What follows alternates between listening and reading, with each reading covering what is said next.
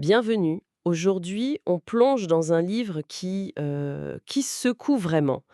Éloge de la fuite d'Henri Laborit. Ah oui, c'est un livre qui ne laisse pas indemne. Pas du tout. Et ce qui est fascinant avec Laborit, c'est son parcours. Ce n'est pas un philosophe à la base. Non, pas du tout. C'est un médecin, un chirurgien même, qui est ensuite devenu chercheur en biologie fondamentale. C'est quand même à lui qu'on doit le premier tranquillisant, la chlorpromazine.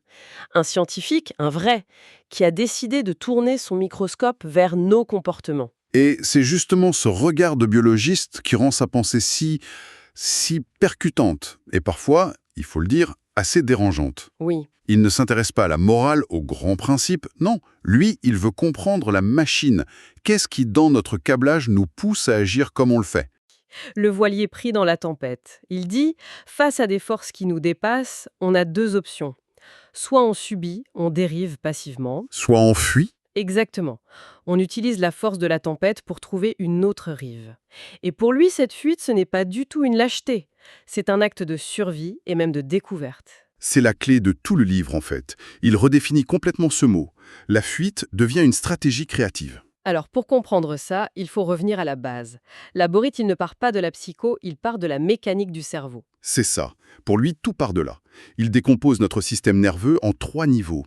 3 cerveaux, si on veut, qui se sont superposés au fil de l'évolution. D'accord. Tout en bas, le plus ancien, c'est le cerveau reptilien. Le niveau des pulsions. C'est-à-dire, Lui, il ne connaît qu'un seul but, maintenir notre corps en vie. La faim, la soif, la reproduction, c'est le pur principe de plaisir. Je cherche ce qui est bon pour ma survie, je fuis ce qui est mauvais. La base de tout. le programme de base. L'instinct animal pur et dur, quoi. C'est ça. Mais on n'est pas que ça, heureusement. Au-dessus, il y a le deuxième niveau, la mémoire, le système limbique. L'expérience personnelle, donc. Exactement. Le cerveau enregistre ce qui, par le passé, a mené à une récompense ou à une punition. On apprend. On ne réagit plus seulement par pulsion, mais d'après ce qu'on a vécu. D'accord. Pulsion, puis apprentissage. Et la troisième couche, celle qui nous rend vraiment humains. Le désir. Voilà. Le désir, pour lui, c'est juste la construction imaginaire d'un plaisir futur basé sur le souvenir des plaisirs passés. C'est fou, parce que la conclusion qu'il en tire, c'est que toute notre vie, au fond, n'est guidée que par une seule chose, inconsciemment. Maintenir notre structure, rester en vie. C'est exactement ça. On habille ça de grands mots, mais biologiquement, c'est une quête de gratification. Et c'est là que les problèmes commencent. Ah bah oui, parce qu'on n'est pas seul. En société, cette quête nous met en compétition les uns avec les autres. Pour les ressources, le statut, les partenaires. Tout ce qui peut nous apporter du plaisir. Oui. Et pour se les approprier, on entre en lutte. Et de cette lutte naissent ce qu'il appelle les hiérarchies de dominance. On le voit partout, ça. Dans le monde du travail, c'est une illustration parfaite. La lutte pour la promo, pour le bon projet. C'est une jungle sociale. Et face à cette compétition, il ne voit que 3 comportements possibles. Et c'est là que ça devient vraiment radical. Je vous écoute. Le premier, la lutte pour tenter de dominer. Le deuxième, si on ne peut pas gagner, la soumission. On accepte d'être dominé pour avoir la paix. Et le troisième, c'est la fuite. D'accord. Et il affirme que les 2 premiers, la lutte et la soumission, sont pathologiques. Attendez. Comment ça, pathologique? La lutte pour ses ambitions, la capacité à s'intégrer, c'est la base de notre société. On nous apprend ça depuis qu'on est petit. C'est tout le génie de la borite.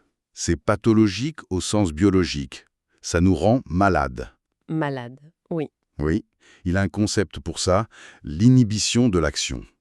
Quand on est en lutte permanente ou quand on est soumis, on est bloqué.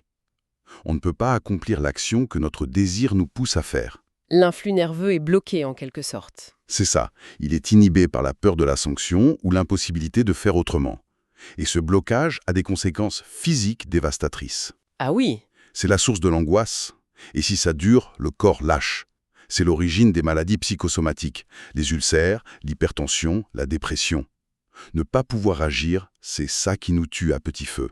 Je vois. Donc la fuite n'est plus une lâcheté, c'est presque une stratégie de santé publique. Précisément, c'est la seule façon d'éviter de tomber malade à cause de la structure sociale. Mais qu'est-ce qu'il entend par fuite, concrètement? Alors attention, ce n'est pas forcément tout plaquer et partir élever des chèvres. Ça peut l'être. D'accord. Mais la fuite la plus puissante, c'est la fuite dans l'imaginaire. La créativité, l'art, la science, l'invention.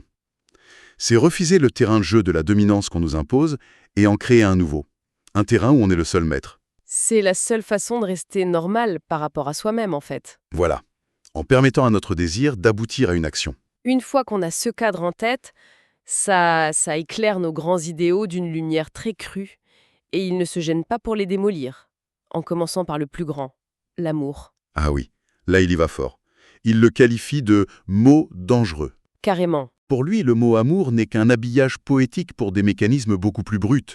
La recherche de gratification, le besoin de posséder l'autre. Et la dominance? Et la dominance. On dit « je t'aime » pour s'assurer un contrôle sur l'autre. Le mot sert à rendre la soumission honorable, surtout dans le couple.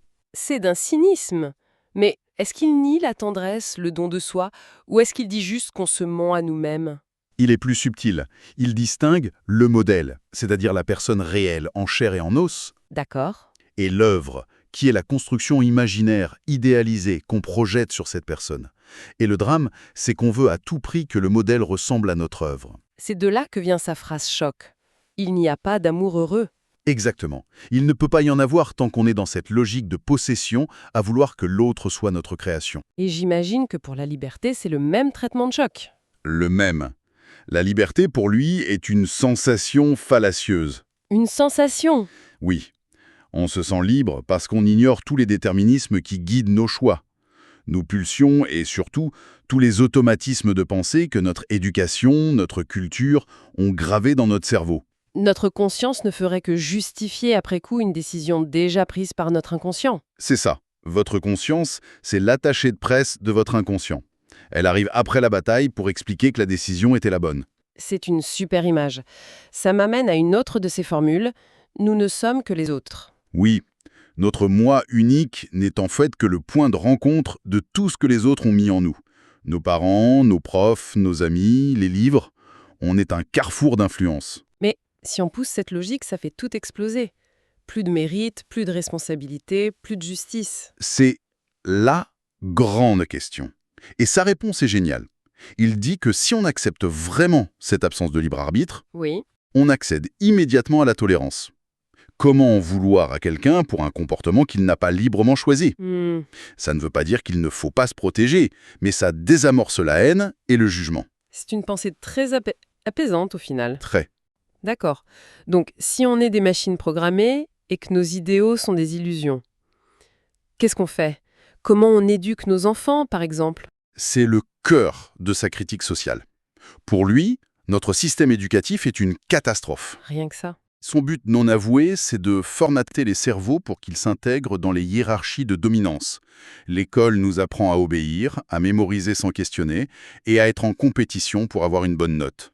On nous apprend à être de bons petits soldats du système. En gros, oui. C'est fou comme ça résonne avec les débats actuels. Il disait ça il y a 50 ans, quoi. Et il proposait quoi comme alternative? Ce qu'il appelait une éducation relativiste.